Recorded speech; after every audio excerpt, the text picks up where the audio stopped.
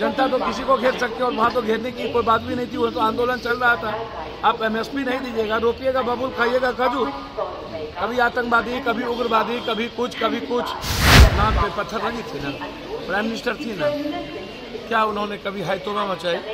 मनमोहन सिंह पर नरेंद्र मोदी के रहते हुए जूता फेंके गए थे, हाय तौबा मचाया गया। पप्पू यादव एक बार फिर से चर्चा में आ गए हैं। कल ही वो पूरी तरह से बिहार की सरकार और कोरोना को लेकर के बहुत सारी बातें कर रहे थे। इससे पहले आपने देखा कि किस तरह से कांग्रेस को लेकर के उनसे जो पूछे गए थे सवाल, तो उस जवाब को तत्काल उन्होंने टाल दिया था।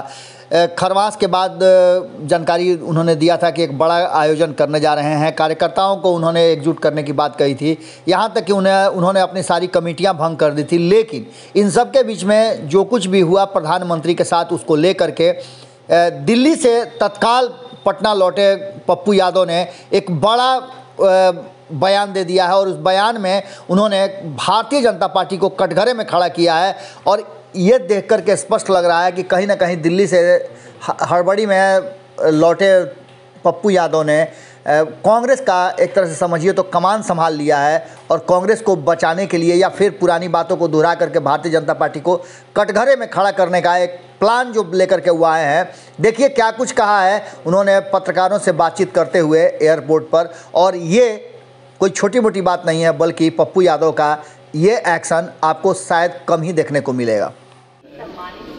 इस देश के प्रधानमंत्री को इससे खतरा,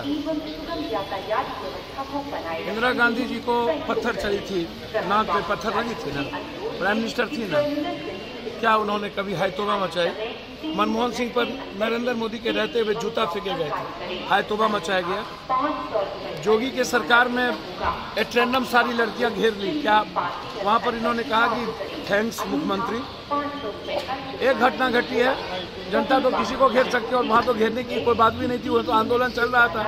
आप एमएसपी नहीं दीजिएगा, रोपिएगा बबूल, खाइएगा खजूर। कभी आतंकवादी, कभी उग्रवादी, कभी कुछ।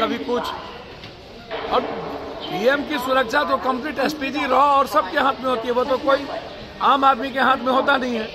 आपको तो इंटेलिजेंस की रिपोर्ट होती है, आप क्यों हर चीजों को पॉलिटिकल इवेंट्स करते रहते हैं? आप गरीबी पर, भूखमरी और बेरोजगारी पर बात क्यों नहीं करते हैं?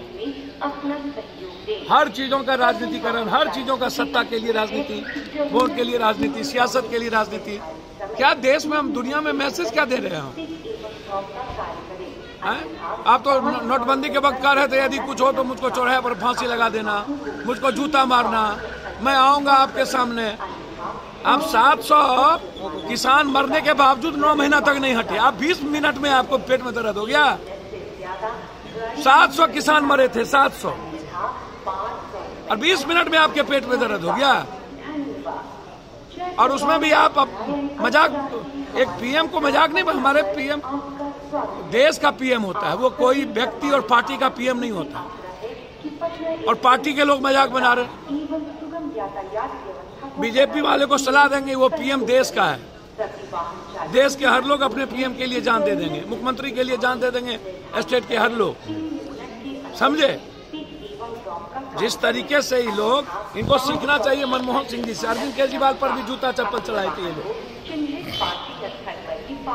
कभी नरेंद्र मोदी और मनमोहन सिंह जी ने एक बार नहीं कहा थैंक्स सीएम। पीएम रहते हुए राजीव गांधी गए थे तब इन पर पत्थर चली थी, दलित का गांव जला था तब।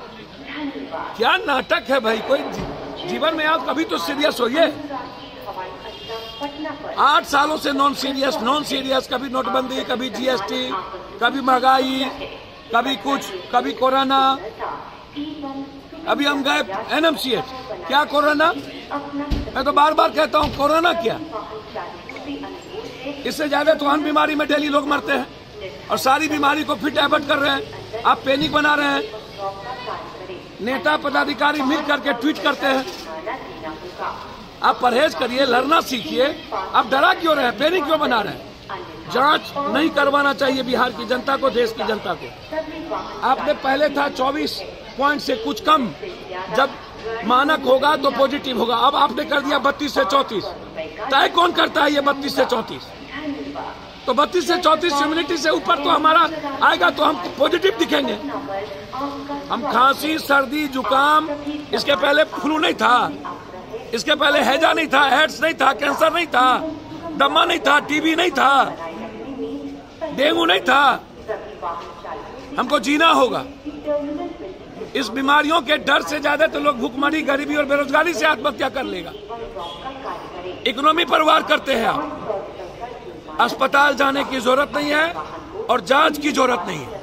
आप मना कर रहे हैं कि जांच नहीं, लोग जांच बिल्कुल नहीं कराना चाहिए। जांच कराएंगे, ये तय है, इन लोगों ने ये मान के लिया है कि जांच होगी। जहां चुनाव हो रहा है वहां जांच क्यों नहीं हो रहा है? यूपी में जांच क्यों नहीं? उत्तराखंड में जांच क्यों नहीं? पंजाब में जांच क्यों नहीं? लाखों की भीड़ लगेगी रात में, कर्फ्यू में कौन निकल रहा है कि रात का कर्फ्यू लगा दिया आप? जबरदस्ती नाटक करते हैं आप लोग। भर दिन पूरा का पूरा बाजार, दुकान दौड़ी खुला हुआ, प्लेन चल रहा है, ट्रेन चल रहा है, इंटरनेशनल फ्लाइट भरा हुआ है, ट्रेन भरा हुआ है, एक दूसरे स्टेट जा रहे हैं और रात में जबरदस्ती डरावना वातावरण, कर्फ्यू। हम ऐसे नाटक का विरोध करते हैं। हम कानून का पालन जरूर करेंगे लेकिन लॉकडाउन का विरोध करेंगे। अगर ये वीडियो पसंद आई और वह बिहार के राजनीति और बिहारियत से सरोकार रखेनी तो सब्सक्राइब बटन दबा के चैनल के सब्सक्राइब कर ली। ओजे एगो घंटी बा, ओकरा बटन दबा देला से कुल सटीक और मारक खबर रुआ मुफ्त में मिल जाई। अगर रुआ पत्रकारिता के हमनी के नया प्रयोग में सहयोग कर चाहतानी तो ज्वाइन बटन दबा दी। पेटीएम नंबर नोट कर ली 9386816700। धन्यवाद।